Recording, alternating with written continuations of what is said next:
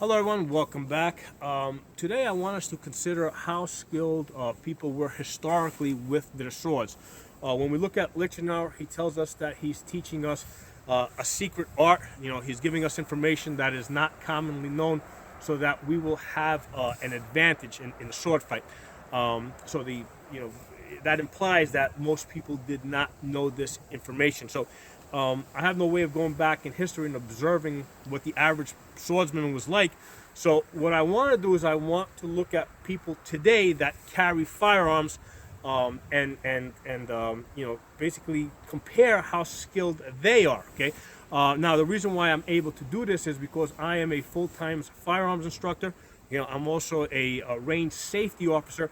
Normally, when you see me guys doing my videos, right, all you see is the pel over here, right, in my sword training videos.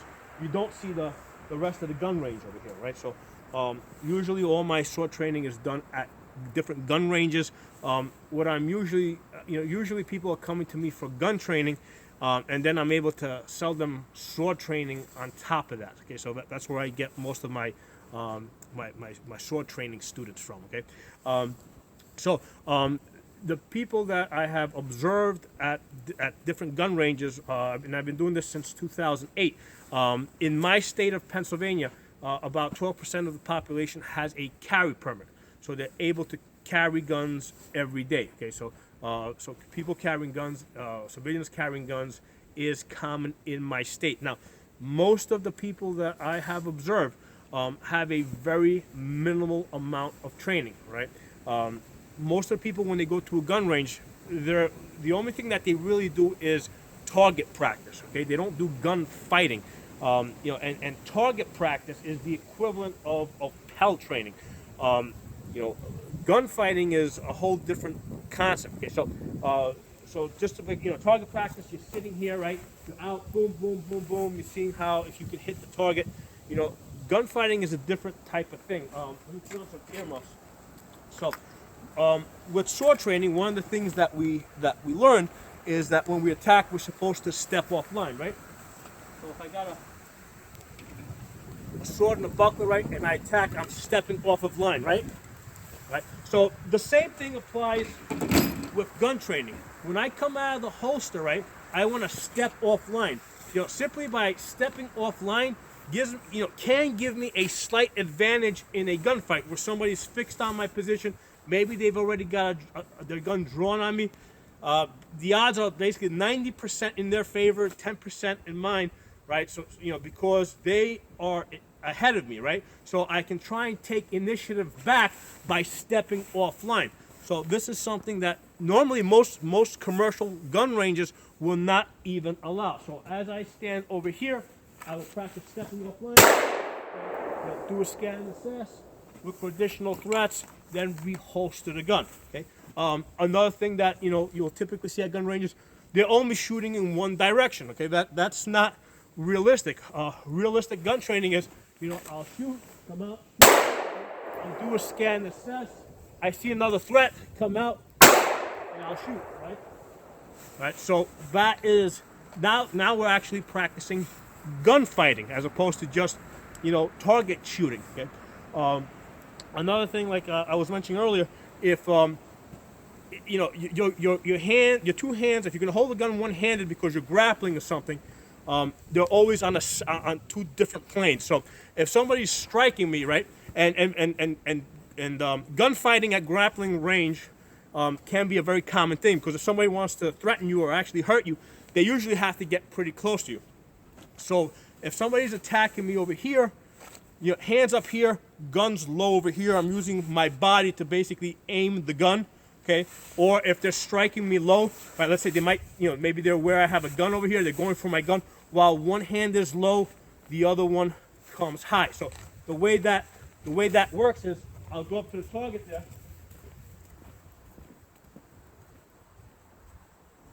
So as I'm being struck here, I practice coming up, okay? Or I practice one hand low, one hand high. Right? Another typical type of gun training scenario is, I'm trying to create distance. Okay, so again, I'm here.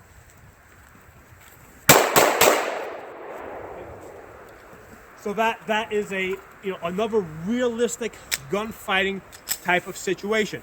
Another realistic type of gunfighting situation is one where you actually fall down and you have to return fire from the ground. Okay, so.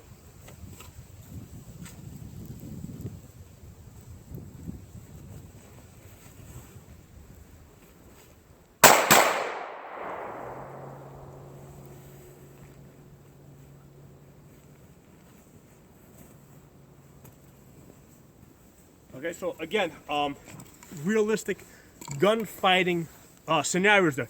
Another very common one is if we're in a close-in grappling type of situation, and somebody's striking here. I pull my gun out. Normally, I'm trying to hold my gun back a little bit because I don't want my gun to touch their body.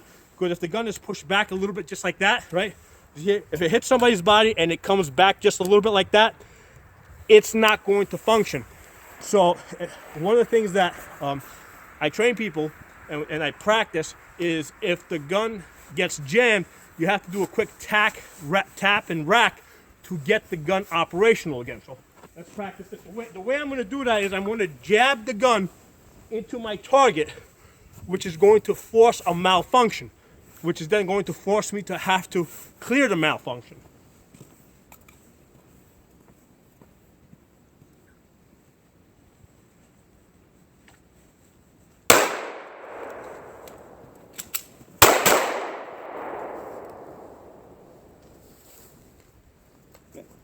Another realistic thing that I practice is after you do your scan of cells, get the gun back in the holster. Because if you're standing out in the open with a gun like this, people might assume that you're the bad guy and they might shoot you.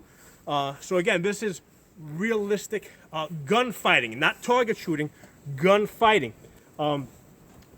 Another important thing is that to understand with pistol shooting in particular is that when you're shooting, normally if you're being threatened, the natural thing for you to do is to look at the thing that's scaring you, right? Look at the threat.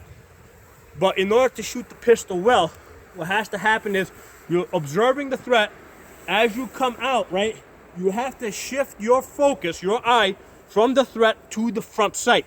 All right? So that requires a lot of practice because your eyes are kind of like a camera.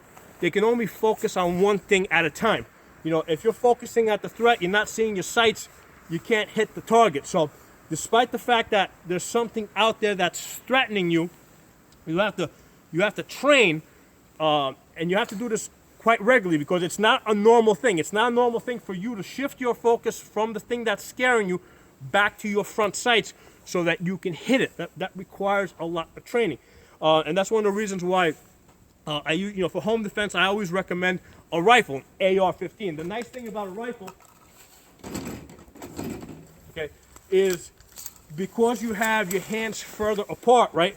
One hand here, simply by pointing my arm underneath the chest of the threat, okay, that's going to get my sights on target, right? So I got four parts of my body on the gun, 2 arms, my face, and my chest.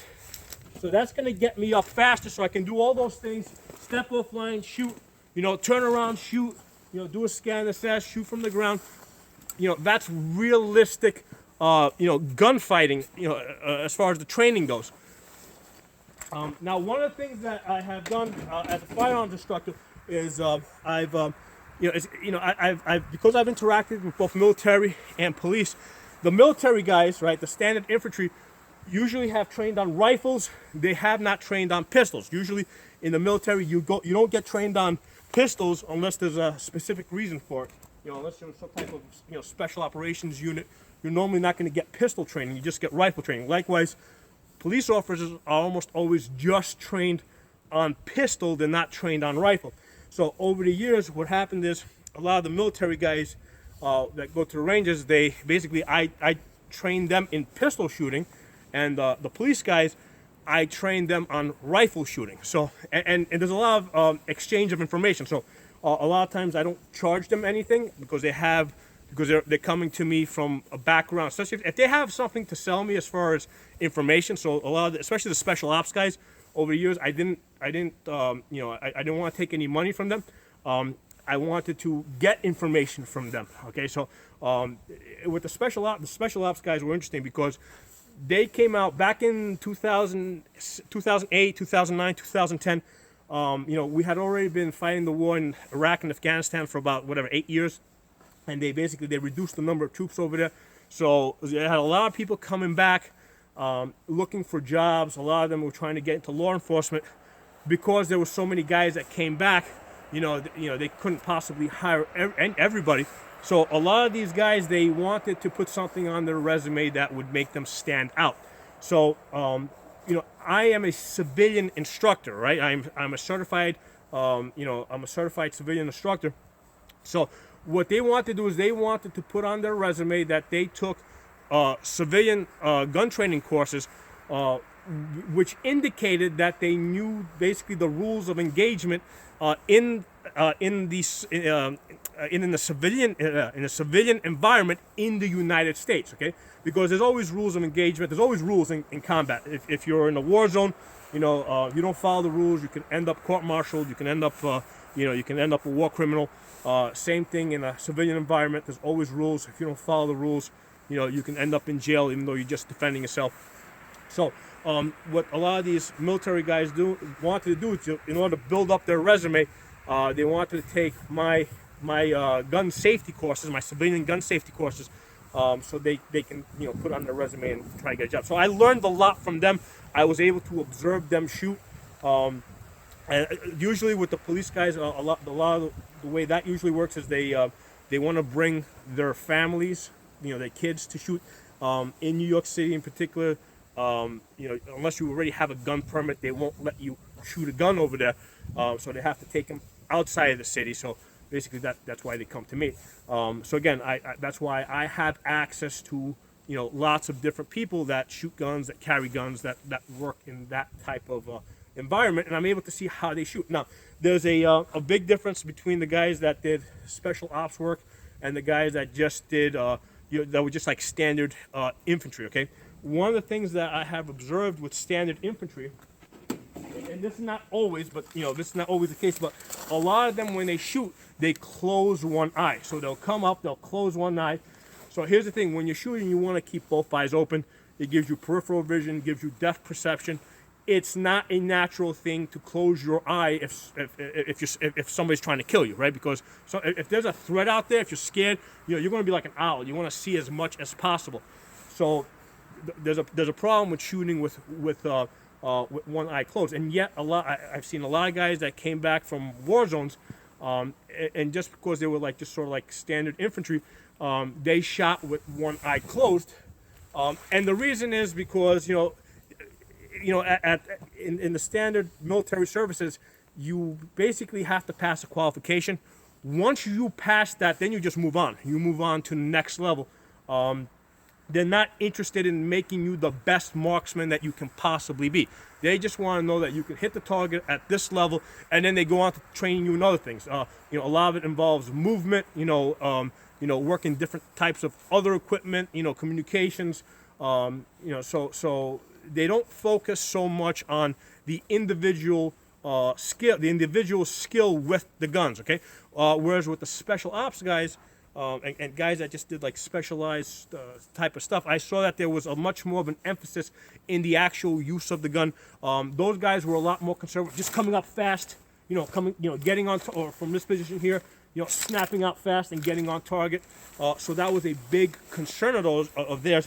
That was also that's also a big concern of the guys that do competition shooting. So there's a lot of similarity that I have seen between the special ops guys and the competition shooters.